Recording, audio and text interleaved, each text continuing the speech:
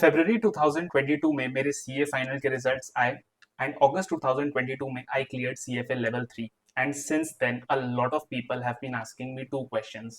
Nilesh, how did you manage CFA along with your CA? And second and a more important question, Nilesh, do you feel CFA is really worth doing if you're already doing CA? And this video is for all of you guys who have these two set of questions, because in this video I'm going to answer all of these three questions. Number one, is CA plus CFA required?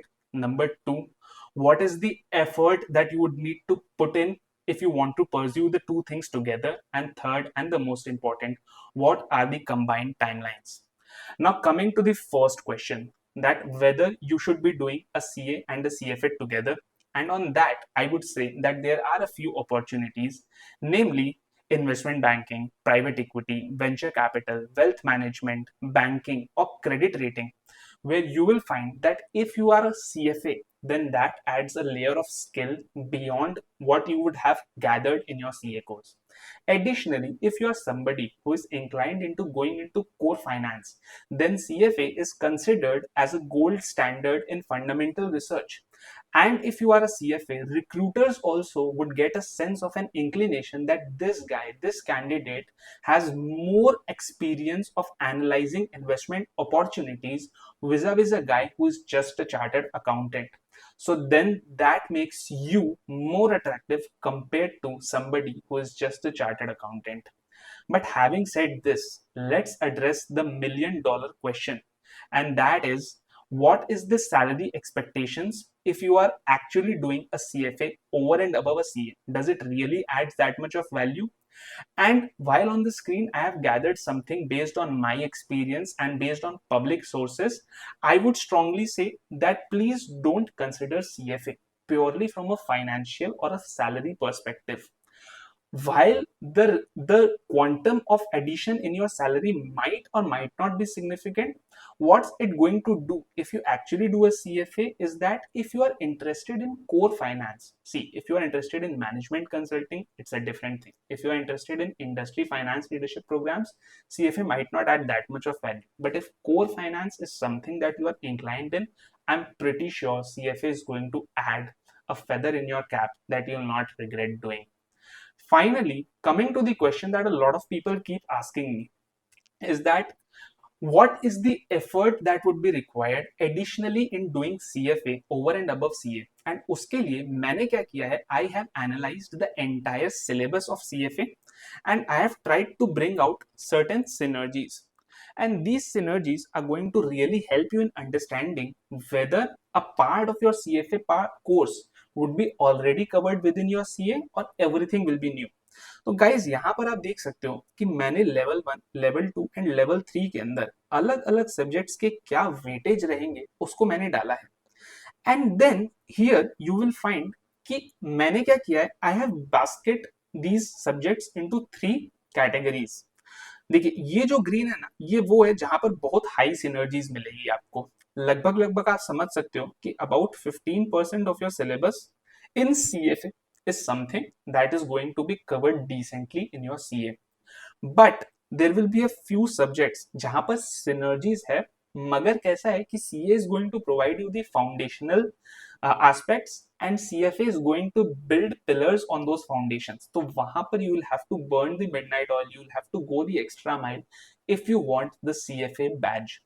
आप एक ballpark effort समझ लो कि 30% of your effort in doing CFA will be something that would be subsumed within CA, but then the remaining 70% is something that you would need to do additionally.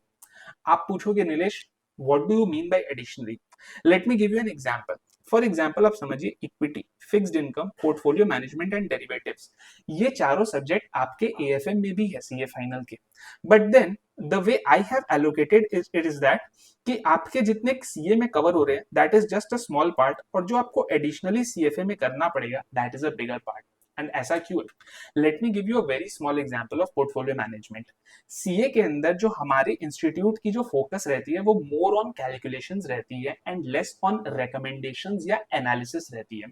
On the other hand CFA के अंदर कैसा रहता है कि the focus is more on analysis, more on recommendations, and that too qualitative as well as quantitative recommendations. तो आप please समझिए, अगर आप सीए के अंदर आप देखोगे ना, क्वेश्चन आपको बोलेगा शार्प रेशियो कंप्यूट कर दो या फिर सीएपीएम से कॉस्ट ऑफ इक्विटी निकाल दो, लेकिन सीएफए क्या करेगा, CFA will actually put you in the shoes of an investment adviser और a wealth manager. It will actually give you the characteristics of a particular client, then give you a bouquet of options that the client can invest in A, B, or C, and then ask you based on the needs and requirements of the client and based on quantitative and qualitative factors, which of the investments is more suitable to that client. So, in a way, long story short, CA provides the base, CFA adds the pillars of investment advisory. Having said this, what is very, very important for us to understand is the timelines. And on the timelines, I would strongly recommend कि if you are actually very keen in pursuing CFA, be mentally prepared that there is going to be a lot of grind and your articleship period is going to be something that would be worth its weight in gold. आपको आपके articleship period को बहुत अच्छे से utilise करना होगा. However, आप कैसे प्लान आउट कर सकते हो? My suggested strong recommendation would be start first with your CA foundation and then your CA intermediate.